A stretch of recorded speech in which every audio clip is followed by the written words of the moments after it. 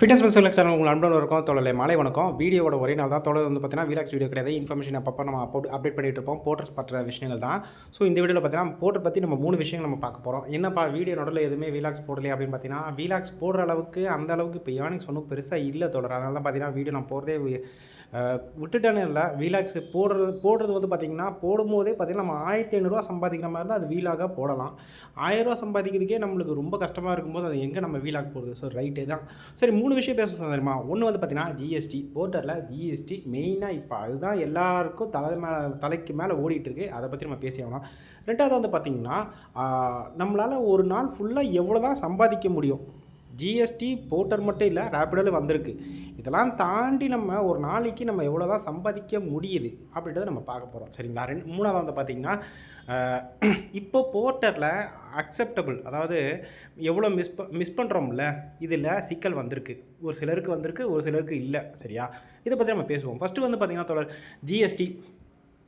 இந்த ஜிஎஸ்டி வந்த பிறகு பார்த்திங்கன்னா மண்டை குடைச்சலாக இருக்குது. ஏன் அப்படி பார்த்திங்கன்னா ஒரு 150 ரூபா நம்மளுக்கு ஆர்டர் வருதுன்னு வச்சுக்கோங்களேன். முந்திலாம் ஜிஎஸ்டி வரத்துக்கு முன்னால் நம்மளுக்கு 150 ரூபா ஆர்டரில் வந்து 130 ரூபா கிட்ட நம்ம கையில் கேஷ் கிடைக்கும். 20 ரூபா வந்து நம்ம போர்ட்டருக்கு பே பண்ணுற மாதிரி இருந்துக்கிட்டு இருந்தது. அட்லீஸ்ட் 125 ரூபா தான் நம்ம பே பண்ணுற மாதிரி. இப்போ வந்து பார்த்திங்கன்னா 40 ரூபா வந்து நம்ம போர்ட்டருக்கே நம்ம பே பண்ணுற மாதிரி ஒரு ஃபீல் ஆகுது. ஏன்னா ஜிஎஸ்டி ஒரு 18%, 4% வந்து போர்ட்டரு, 22% நம்ம பே பண்ணுற மாதிரி இருக்கும். 40 ரூபா பே பண்ணுற மாதிரி இருக்கும். 105 ரூபாவோ 110 ரூபா தான் நம்ம கையில் கிடைக்கிற மாதிரி இருக்கும். ரொம்ப கடுப்பாக இருக்கும். என்னடா இது அதிகமாக கொடுக்குற மாதிரி இருக்குது அப்படின்ற மாதிரி ஒரு ஃபீல் ஆகிட்டு வருது. ஸோ ஆக்சுவலாக பார்த்திங்கன்னா நம்ம ஜிஎஸ்டியை பொறுத்த வரைக்கும் நம்மளுக்கு லாஸா அப்படி இல்லை ப்ராஃபிட் அப்படின்னு பார்த்திங்கன்னா, ஆக்சுவலாக ஜிஎஸ்டின்றது நம்மள வந்து கை வைக்கலையா, கை வந்து வைக்கலன்னு சொல்ல முடியாது. ஜிஎஸ்டி வந்து பார்த்திங்கன்னா 100 ரூபா நம்மளுக்கு வரக்கூடிய அமௌண்ட்லேருந்து 18 ரூபா இன்க்ரீஸ் பண்ணிவிட்டு ஏன் இன்க்ரீஸ் பண்ணியிருக்காங்க அப்படின்னு கஸ்டமருக்கு அது இன்ஃபர்மேஷன் அவங்களுக்கு மெசேஜ் போயிடுது.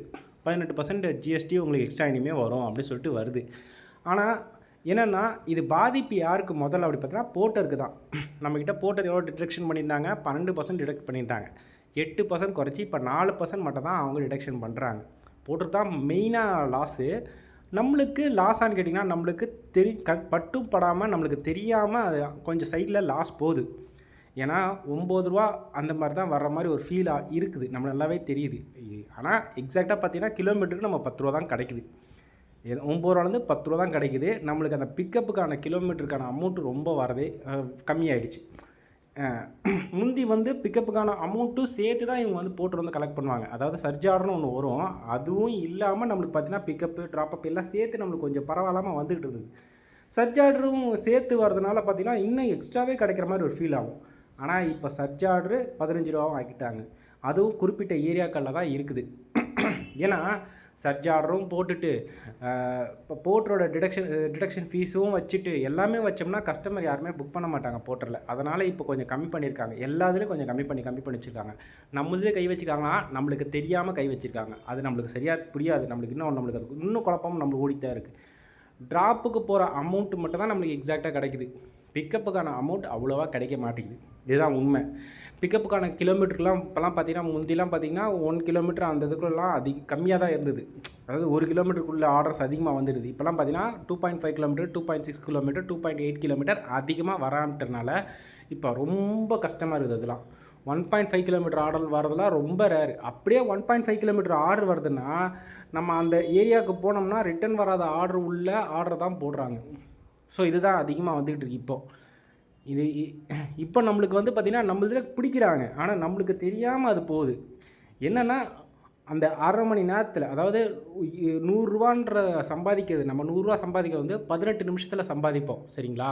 இப்போது அந்த 100 ரூபா சம்பாதிக்கிறதுக்கு 25 நிமிஷம், அரை மணி நேரம் கூட ஆகிறதுக்கான வாய்ப்பு இருக்குது. மேப் ஆன் பண்ணால் அரை மணி நேரமா இந்த 100 ரூபா அமௌண்ட்டா அப்படின்ற மாதிரி ஆயிடுச்சு. முந்திலாம் 18 நிமிஷத்தில் சூப்பர் 100 ரூபாவா, ஓகே ரைட் எடுத்துகிட்டு போயிடலாம் அப்படின்ற மாதிரி இருந்தது.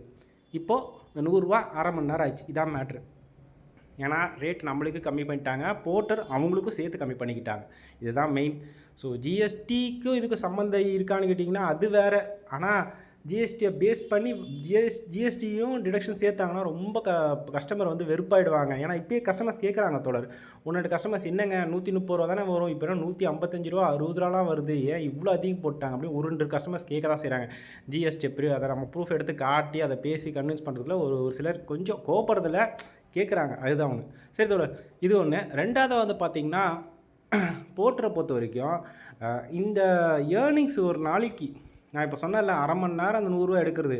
ஒரு நாள் ஃபுல்லாக வந்து பார்த்திங்கன்னா, நான் காலைல 9 மணிக்கு வண்டி எடுக்கிறோம்னா மத்தியானம் 2 மணிக்குள்ள ரூ. 800 900 இல்லை ரூ. 700வாவது பார்த்துருவோம்.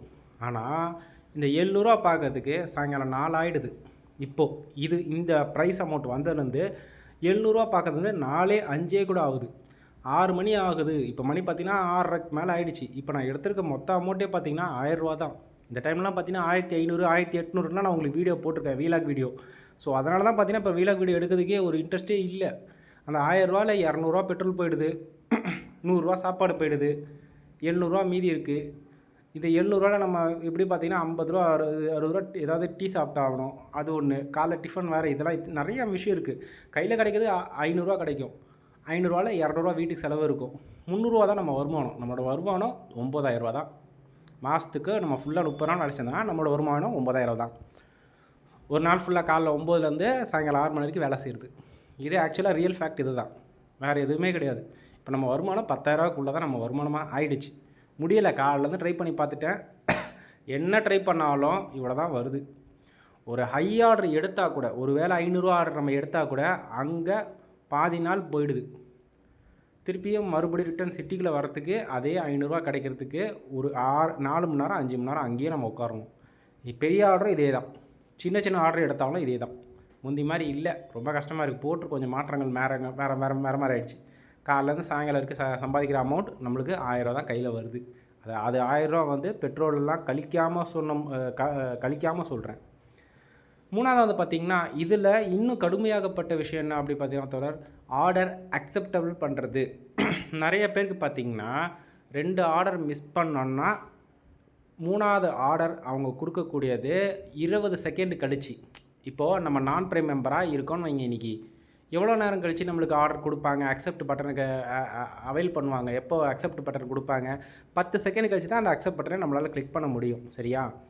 ஆனால் அது கூட 2 ஆர்டர் நம்ம மிஸ் பண்ண பிறகு 3வது ஆர்டர் 20 செகண்ட் கழித்து தான் கொடுக்குறாங்க. நிறைய பேருக்கு இது வருது. இது வர்றதுனால யாருக்கு முதல் பாதிப்பு அப்படின்னு பார்த்திங்கன்னா, முதல் பாதிக்கப்பட போகிறவங்க ஈவி பைக் உள்ளவங்க தான். பயங்கரமான பாதிப்பு அவங்களுக்கு தான். ஏன் சொல்கிறேன்னு கேட்டுக்கோங்க. ஈவி பைக்கை பொறுத்த வரைக்கும் ஒரு குறிப்பிட்ட ஏரியா, நல்லா கேட்டுக்கோங்க தோழர், ஈவி பைக் வச்சுருக்காங்கல்ல, அவங்க ஸ்கிப் பண்ணுறாங்க. ஏன் ஸ்கிப் பண்ணுறாங்க அப்படின்னா, அவங்களோட பைக்கு வந்து 100 கிலோமீட்டர் மட்டும்தான் மைலேஜ் கொடுக்கும். ஸோ மைலேஜ் கொடுக்கக்கூடிய பைக் அது, சரியா? அப்போது அவங்க ஸ்கிப் பண்ணி தான் ஆகணும், வேறு வழி இல்லை. இப்போ அவங்களுக்கு வந்து பார்த்திங்கன்னா சென்னையில் இருக்காங்க, அவங்களுக்கு ஒரு 45 கிலோமீட்டர் தள்ளி அவங்களுக்கு ஸ்ரீபெரும்புத்தூர் 50 கிலோமீட்டர் உள்ள ஸ்ரீபெரும்புத்தூர் கொடுத்துட்டாங்க அப்படின்னா ரிட்டர்ன் அவங்களால வர முடியாது. ஏன்? ஆல்மோஸ்ட் 55 கிலோமீட்டர் போயிட்டாங்க.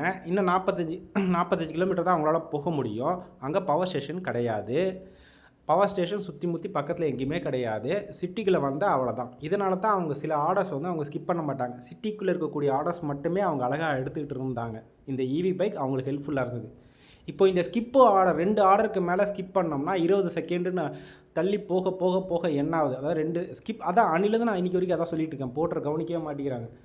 ஆர்டருக்கு ஸ்கிப் பண்ணுறதுக்கு ரொம்ப இம்பார்ட்டன்ஸ் கொடுக்க வேண்டாம். கொடுத்தீங்கன்னா நிறைய ஈவி பைக்கர்ஸ் பாதிக்கப்படுறாங்க, சத்தியமாக பாதிக்கப்படுறாங்க. இது உண்மை, நான் சும்மா கதைக்காக சொல்ல, சத்தியமாக இது பாதிக்கப்படுறாங்க. பாதிக்கப்படுறதுக்கான ப்ரூஃப் கேட்டிங்கன்னா நான் கண்டிப்பாக ப்ரூஃப் காட்டுவேன். எனக்கு ஒரு சப்ஸ்கிரைபர்ஸ் இருக்காங்க, அவங்களோட ப்ரூஃப் நான் எடுத்து காட்டுவேன். ஒரு வீடியோவே எடுத்து அவங்கள வச்சு நான் போட்டு காட்டுவேன். சத்தியமாக பாதிக்கப்படுறாங்க. இங்கேருந்து ஸ்ரீபெரும்புத்தூருக்கு போய்ட்றாரு, 50 கிலோமீட்டரு, இன்னும் 50 கிலோமீட்டர் தான் அவருக்கு மைலேஜ் இருக்குது. வண்டி பவர் ஸ்டேஷன் கிடையாது. சிட்டிக்குள்ளே வந்துட்டால் அப்படி இருந்தால் கூட ஒரு வேளை சிட்டிக்கு மறுபடியும் வந்துச்சுன்னா தப்பிச்சிடுவார். ஆனால் அங்கேருந்து காஞ்சி இப்போ மறுபடியும் செங்கல்பட்டோ இல்லை தாம்பரமோ போட்டாங்கன்னா என்ன பண்ணுவார் அவர்? ஸ்கிப்புன்ற விஷயத்த அவாய்ட் பண்ணால் மட்டுமே நிறையா பேர் ஒர்க் பண்ணுவாங்க. இந்த ஸ்கிப்புன்ற விஷயத்தை தூக்கி தொலைச்சாதான் வேலைக்கு ஆகும். இல்லை ஸ்கிப்புக்கு தான் நான் இம்பார்ட்டன்ஸ் கொடுப்பேன், கஸ்டமர் தான் முக்கியம் அப்படின்னு நினச்சாங்கன்னா நான் சொல்லவே மாட்டேன், ஆட்டோமேட்டிக்காக அது நடக்கும்.